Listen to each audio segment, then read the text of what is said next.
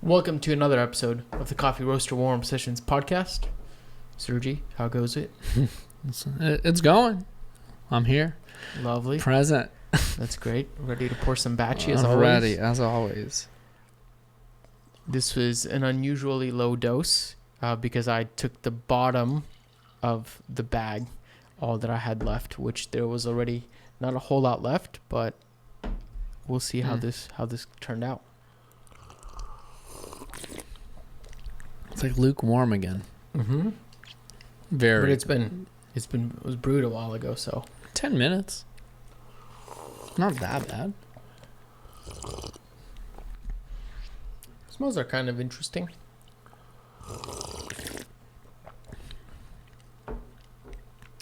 I think this coffee is just fine. Just fine. Yeah, it's fine. Anything you're tasting out of it? It's like fairly creamy. It's got this very, very low acidity, but it's not juicy. I wouldn't say it's juicy. So, Do you think maybe that was partly due to the brew No. quality, or no? no, I don't. This batch is fairly dialed on this one. Interesting. Yeah. Yeah. What was actually your recipe? How much coffee did you put It's in? 1 to 16 and a half with Okay. a 33 gram dose, I think. Oh, it's not bad. So pretty small, but we are using the cone attachment, which I Yeah. think acts a little more like a big size pour over. Mm-hmm.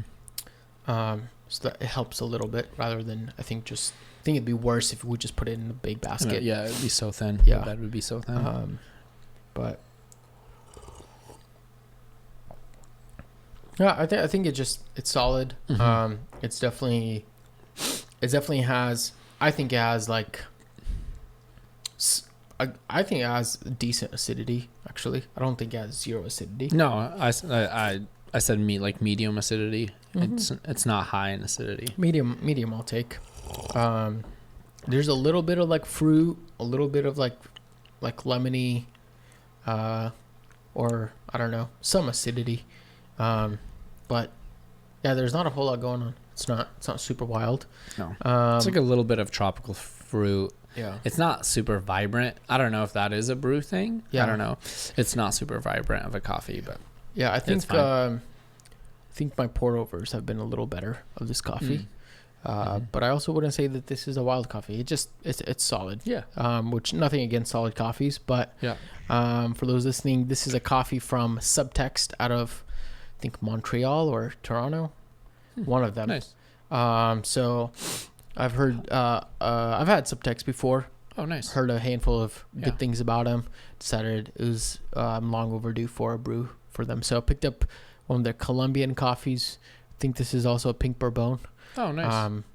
Which nothing like a good solid pink bourbon. For sure. So, Well, did you pick it up at Revolver? man, it was either Revolver or Propaganda. I don't know. No, it was Revolver. It was Revolver. Okay. Yes, That makes Yes. sense. I remember. Yeah, Revolver has a pretty spanking option right now. Mm-hmm. I haven't yeah. been in a Revolver in a while. Well, last time I was in Canada was before Brewers. Oh, okay. Yeah. Yeah. So it's been a minute. Yeah. Yeah. But yeah, solid brew. We literally just as we were getting started to launch the podcast for this episode. Where are they? I lost my samples. We got some by the speaker. got some fun little samples, which I'm very excited about. Fingers crossed, Yeah. this might be a really spanking coffee coming soon. Oh, is that one of those fancy varietal coffees? Like Yes, it's Gotcha. a few. There's a Choroso in there. Choroso? There's a Dude, PB. dude, sounds like Some geishas. Dude, sounds like Prodigal's menu. Dude. I mean, I've never seen. Sounds like a solid menu. No. That's all. Not Dude, Prodigal's who menu. else? What do you mean? Who else serves Choroso? No, there's been. I think Luna has had a Choroso. Oh, nice. I mean Kyle has had a Choroso. I think maybe I'm wrong. From September. Yeah, Yeah, I don't know. I've seen them around. I've seen a so few. Yeah, I've never. yeah. So that's why I was like, the only Choroso I see is the one on bar at Narrative from Prodigal. I can't. Something about the name of chorizo just makes me think like chorizo? chorizo, and I'm like, no, I don't want any. Please, I don't know anything about. I'm probably that. pronouncing it wrong too. I'm like, So it's either chorizo. Is it chorizo or like the meat? yeah, it's chorizo and Something like that. or it's churro. Like the dessert. Like the dessert churro. Yeah, dude, I could F some churros. Yeah, dude. yeah. I could the churro in a coffee. I'll take nice little cinnamon, brown sugar, pastry. It's tasty. Sure. I don't know about the other one. So They just have to be fresh, dude. I will say I just I'd came love to back ask from Brazil. Dude, I would like to ask listeners if they've ever had a churro that was like just sat out for a while. Oh gosh. Like you don't want a day old churro. Quote me. No, I don't know if any day old pastries. Maybe, A chocolate chip cookie, a brownie, okay, never properly mind. roasted. I spoke too soon. So some day old slap. Yeah. Some day old slap. But yeah, I just got back from Brazil and they were telling me how I need to get a churro, one of their churros because they were fire. But I never got the chance to. And now I'm upset. Dude, missing out. Maybe quick little rip back for a little churro. Dude. Alrighty, folks. Yeah, that being said, we have hopefully some tasty coffees, some fresh Colombians landing on the way. So keep an eye out for that. There's also a lot of things that will be moving around and shifting around Mir, which maybe we might do a dedicated podcast to. I don't know. We'll see. Some moving and shaking. So there's lots of interesting stuff coming. But that being said, we are not opening up a coffee shop.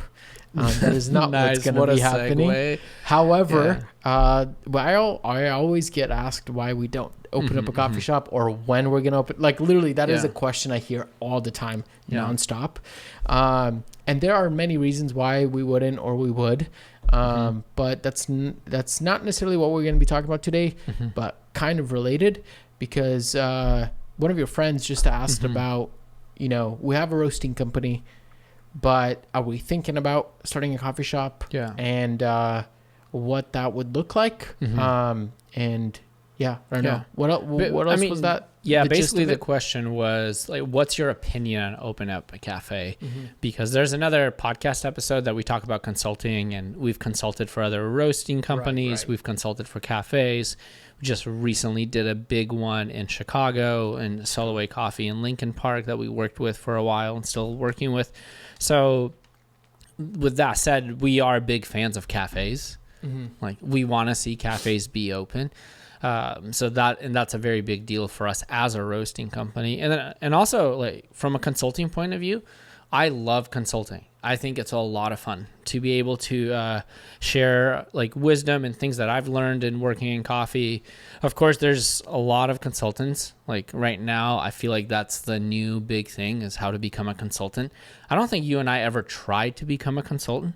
People just reached out and said, hey, like we would love to have your opinion, your time, and we know your time is valuable. Like, would you actually consult for us? And I usually always ask the question, like, why? Right. Like, what made you want to reach out to me and say, hey, would you consult for me? And usually we find some good folks that we both jive with, folks that both I kind of not look up to, but I'm like, yeah, you're pretty cool. Like, I would love to work with you. And then folks looking at us and be like, yeah, those are the type of people like we want to be connected with. For sure. So with all of that said, I think my opinion, and I'm going to speak for me and we can, you and I talk about these opinions. Like my opinion is I want to see more cafes open up, but the caveat is I want to make sure that all of these cafes that are popping up are sustainable and have like a long-term vision and have a way to achieve their goals without just saying, hey, I'm going to pop open a door, flip around the open sign and hope people walk in and hopefully my product is like, I want people to do the research, the homework, set themselves up for success, and then be like, okay, I'm going to invest into this long term. Those are the type of cafes I want to see pop up. And I also want to discourage people from just opening up a cafe because they want to make some money. There's so many other ways to make some money.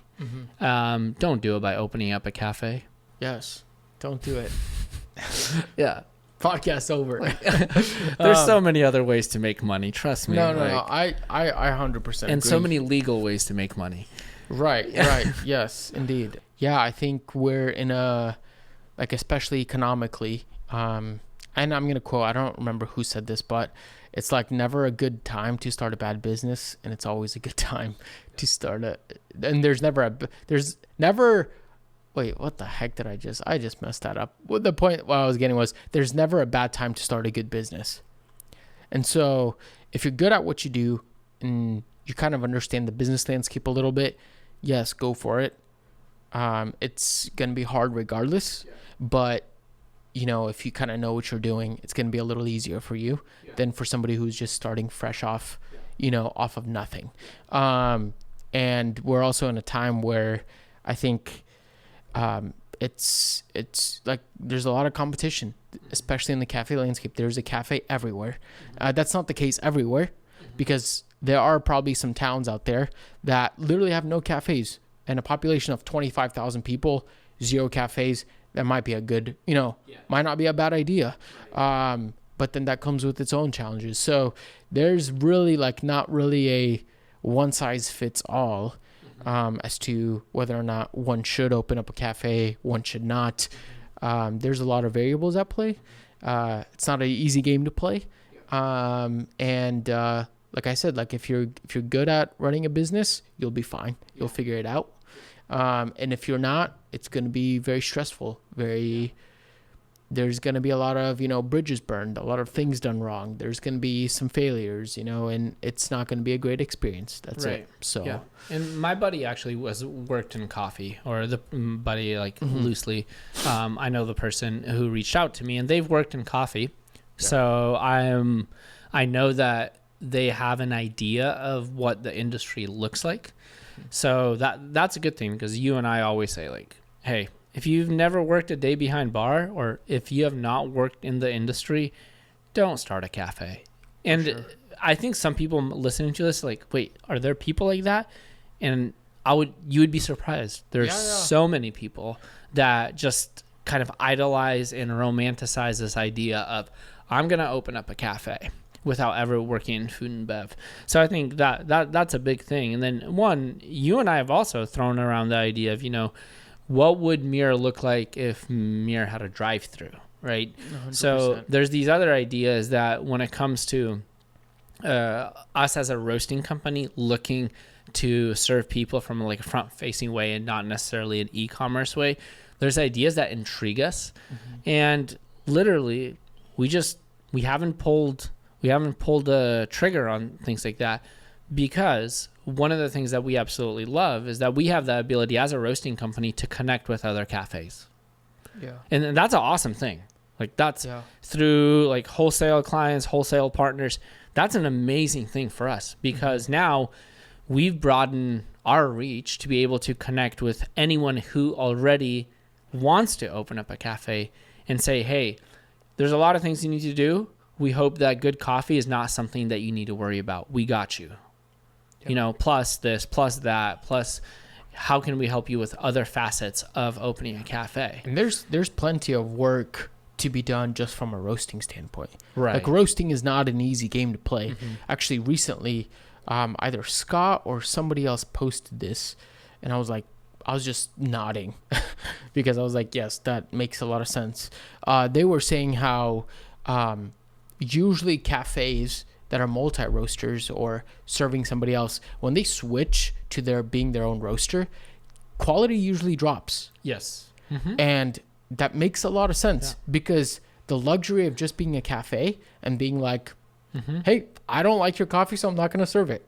And then go find exactly the roaster that roasts the way you like, sources the way you like. You can literally fine tune, and you don't have to put in the work to make that happen. And guess what?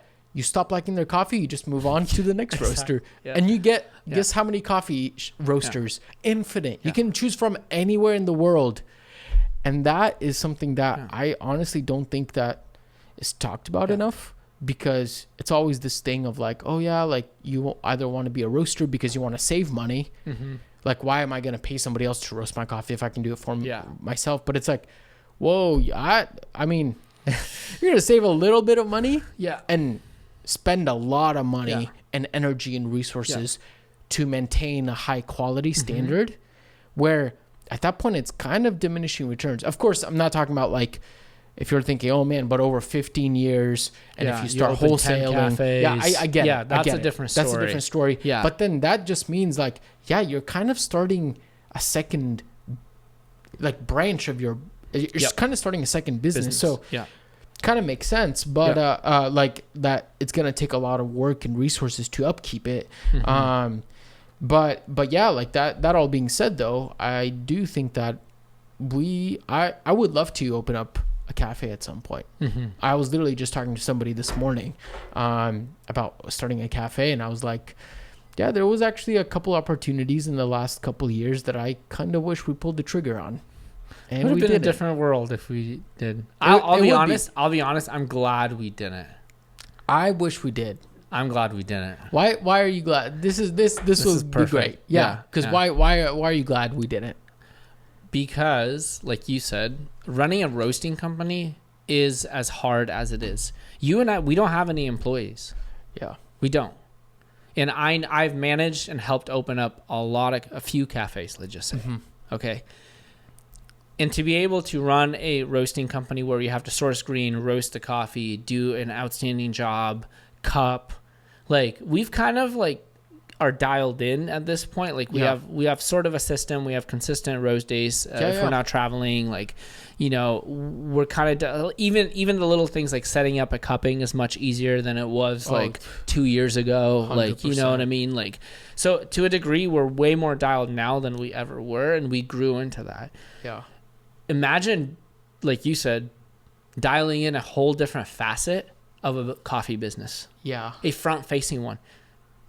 Like, you and I have to deal with guests. We do, because we still serve people, right? We email people. We manage accounts. We talk to our wholesale partners. 100%. But imagine it's someone that walks in and sees you face-to-face, day-to-day. And if it's not you, it's someone you brought on the team. Now you have to manage that employee to be able to... The intricacies and the dynamic of running a cafe, and if we would have kicked it off at that point in time, in that stage of our life, it would have been a tough road. And I think there's an easier way to do that. That's fair. That's very fair. I would argue is that I think there were some opportunities that we had access to that were very golden opportunities.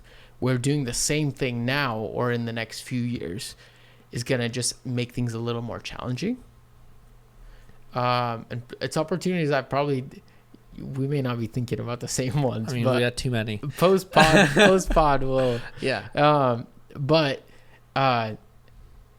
And what I do think would be cool is that it would have given us an opportunity for you to keep doing the stuff that you really like to do and put you in a position that I think you thrive and you do well in, especially the cafe environment.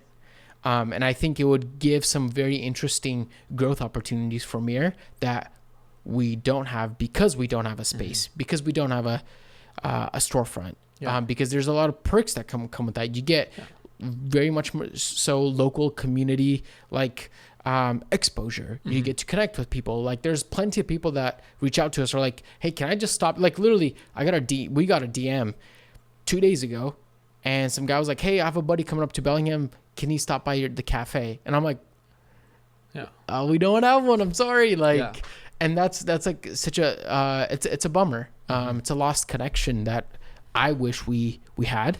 Just need to pull the trigger on the little vending machine. Oh, that's true. That's something also in the works, but for another day. So, but that being said, like I think there are some other really cool things that could have happened. Yeah. That could have kind of expedited and put us in a place where sometimes when you're a little uncomfortable, you actually think faster and, you know, like oh gosh, contrary to popular opinion, I think sometimes having your back against the wall is like the best position you can be at. Like somebody told me the other day, because I was talking about this with somebody, that like a rat, like a rat with nowhere to go, or a rat backed up against the wall, or gosh, I'm totally butchering. This is so bad. Anyways, the point was to say like that's a very dangerous person or thing to deal with when they have nothing to lose and your back's against the wall and there's a fire. Yeah. Like, I don't know, like some of my like, and this might not be the healthiest way to deal with it, but like some of my times where I've accomplished at max capacity, where I'm like, whoa, I didn't expect myself to push through this and do it really well and just rip, has been when I'm like the house is gonna burn. Yeah. Totally. And you need to figure it out. Yeah. Like you jump off the plane and like you're like figuring out how to deploy a parachute. Yeah.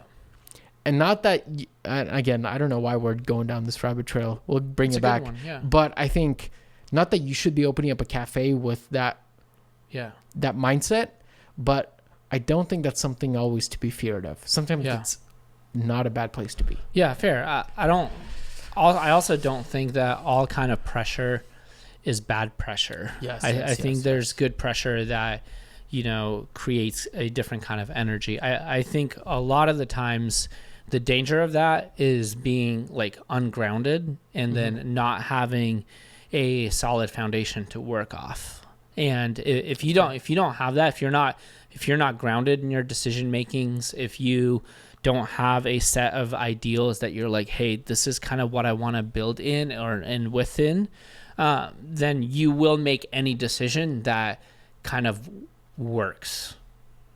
Like, we could have also said at that point in time, could have also said, hey, we're going to sell Mir. Yeah. When people offered to buy it. Right. And I think that would have been a bad decision. Yes. So it's like a lot of the times, like different kinds of pressure can produce different kinds of results, and not all kinds of pressure is actually very healthy. Yes. So I would say, like, one, if you remain grounded and you can take that pressure, then you will be able to channel that pressure into a direction that is actually very positive. But if you are not, then you will make any decision that looks good in the time being. Yeah, that's and that can be dangerous. I mean, can you score right? You can score right even on that, in that context. Right. So. Yeah, that's very valid. Yeah, and I think a lot of things, like, I think in business sometimes, whether or not you should start something or not, there's not really a clear-cut direction, really. Because, I listen to a lot of podcasts. I hear a lot of stories.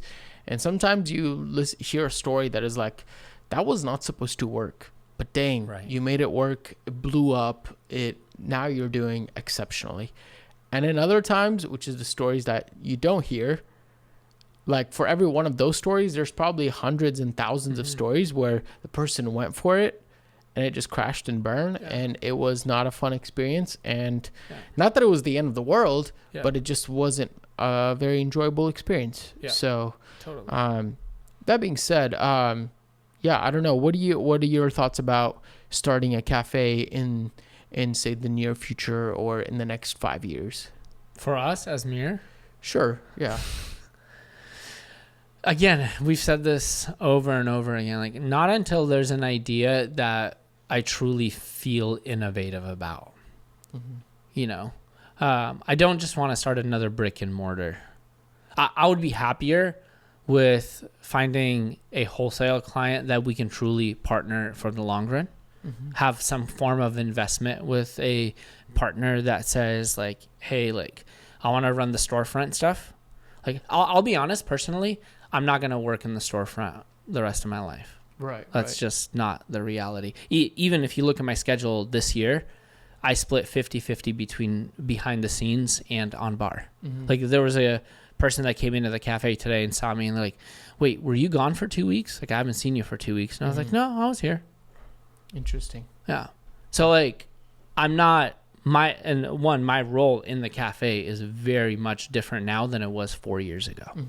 It was also very much, it's very different than when Maxwell asked me to help open up Narrative Bellingham, and I was working as a, painter and doing construction. So like there's so many different facets of opening up and running a cafe that I don't necessarily think that, when I think about it, I don't necessarily think it's the best way. The thing that energizes me is like, hey, let's just open up a brick and mortar. I would love to see something like that happen. That would be fun. Yeah. It would be fun. Like, I'm not saying that's never going to happen. I think it would be fun, but I wish there was a different idea, a much more innovative idea, a more of a collaborative idea. Like, I think I would be more intrigued about starting a bar that has a coffee program in the morning, but starting a bar. So that would, or starting a like a high end like spirits and wine thing that has a coffee program, or partnering with a like a wine and liquor things that has a coffee program. So more of a collaborative effort. And I'm thinking also from a business perspective, I think there's a lot of decisions that you can make that don't require a lot of expenses, but you have profits and agreements from a business perspective that I think would be beneficial. But just opening up a cafe with a few tables and chairs and an espresso machine, I don't know. It would have to be something special. Yeah. Well, cool. I don't know. Is there anything else that we wanna touch upon before we land this plane here? No, I think one referring to that message on Instagram, I'd say Danny, like, one, he wants to open up a cafe. And just to recap everything we've said, it's like, one, I think from a roasting, or from as someone who owns a roasting company, I would highly encourage that. Yes, open up a cafe, especially knowing that you've worked in coffee. But two, I would say before you open up a cafe, make sure you think of how can you create your cafe to be a sustainable model that lasts in the community, that lasts for your employees, and who can you partner with. So that's strictly from a roaster's perspective and owning a roasting company. And that's also why I'm like, dude, if you open up a cafe, holler at your boys for some coffee, we'll hook you up. Yeah. So that's kind of the thing. So it's a yes, and a very careful yes. I thought you said you wouldn't. What? I thought you said you wouldn't want to start a cafe. Me as a human, and we're owning a roasting company, I would love to partner. Like I said, like that's how I would start a cafe, is by partnering with someone like Danny. Fair enough. Fair enough. Alrighty, folks. Well, thank you so much for listening to another episode of the Coffee Roaster Warm Sessions podcast. This was delightful, enjoyable conversation. We're always open to hearing some feedback about our episodes, so feel free to shoot us an email or comment down below. But that all being said, thank you once again, and as we always say, remember, reflect what's good.